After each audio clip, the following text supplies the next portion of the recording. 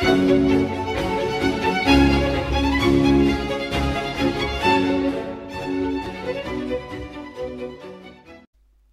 la cité moderne, Bruxelles sous les pavés vous amène dans la deuxième cité moderniste de la région bruxelloise, qui n'est autre que la cité Kapelleveld sur les hauteurs de Woluwe-Saint-Lambert, entre l'avenue Émile van der Velde, l'avenue André Dumont et l'avenue de Notre-Dame de l'Assomption. Une cité qui n'est pas très favorablement accueillie par la commune de Woluwe-Saint-Lambert, avec méfiance en tout cas, et qui présente quelques particularités. D'abord, c'est la dernière coopérative à se lancer dans l'aventure d'une cité-jardin. Elle est née en 1922. Elle est d'obédience catholique, ce qui est sa particularité extrême.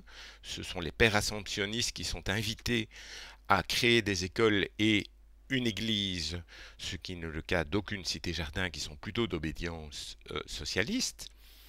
Ensuite, ses membres sont des agents communaux, sont des fonctionnaires, des petits employés, des retraités, bref, les oubliés de la politique du logement.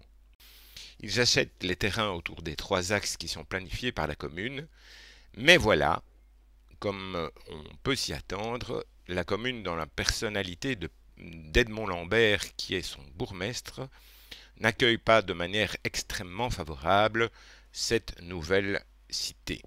Il le fait d'ailleurs savoir de manière assez abrupte lorsque Huub Oost, qui est un des architectes modernistes associés à la création de la cité, lui présente 2 tours à l'entrée de l'avenue André Dumont.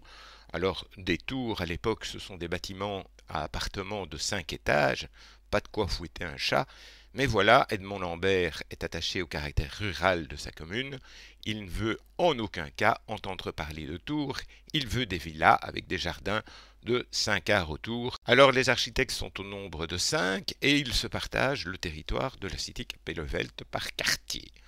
Le premier d'entre eux n'est autre que Huub Oost lui-même, qui va construire la plupart des maisons qui sont mises en arête de poisson autour de l'avenue Van der Velde, dans un style moderniste que nous avons déjà rencontré à la cité moderne, un style moderniste qui rebute toujours autant les Bruxellois. Il faut savoir que ce sont donc des grands cubes rectangulaires, avec certes beaucoup de décrochements, avec des toitures plates, avec des crépis en façade, et des toitures en zinc. Malheureusement, ces toitures en zinc ne vont pas résister au temps et les restaurateurs de la cité du Kapelleveld ne vont rien trouver de mieux que de les recouvrir de roofing. Pour le reste, les maisons ont un caractère extrêmement sobre. C'est du crépi qui à certains endroits a été peint. Il faut savoir qu'au départ, c'était un crépi de ciment au-dessus des fameuses briques de ciment non plus, vous savez, celles dont on a parlé à la cité moderne et qui sont à la source de problèmes, notamment d'humidité et de manque d'isolation. Ensuite, le deuxième architecte, c'est Antoine Pompe. Antoine Pompe, qui est un architecte célèbre dans le Landerneau bruxellois. Antoine Pompe, qui est un architecte polyvalent, qui, à la cité de Kapelleveld, change complètement le climat imposé par Huub Oost sur les hauteurs, en construisant du côté droit vers la vallée du Struikbeek, mais également près du Stade Fallon. Il construit des petites maisons de briques à l'anglaise, avec des avancées sur 2 étages, des petits perrons, des lucarnes dans la toiture, une architecture plus traditionnelle et même malgré tout originale, parce que ces petits oriels sur 2 étages ne sont pas très conventionnels. Il construit également un petit centre commercial qui va disparaître après la guerre avec l'apparition des grandes surfaces.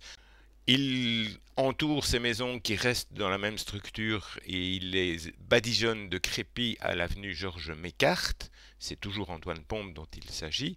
Tandis que Rubers et surtout Jean-François Huben, autour de l'avenue de la Spirale, font une sorte de mixte entre la partie moderniste et une partie plus traditionnelle, c'est-à-dire des immeubles sous crépi, avec des petites et des grandes ouvertures et surtout un toit en bâti air avec des lucarnes passantes.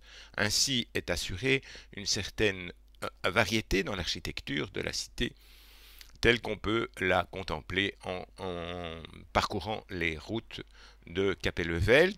400 maisons auront été construites entre 1923 et 1926. Ensuite, dans les années 50, on va y ajouter des pavillons pour personnes âgées.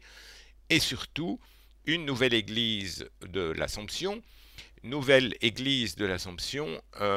qui va remplacer la première église qui était dans un espèce de cube moderniste qu'on peut toujours voir avenue Van der Velde et qui a été remplacée par une église néo-romane.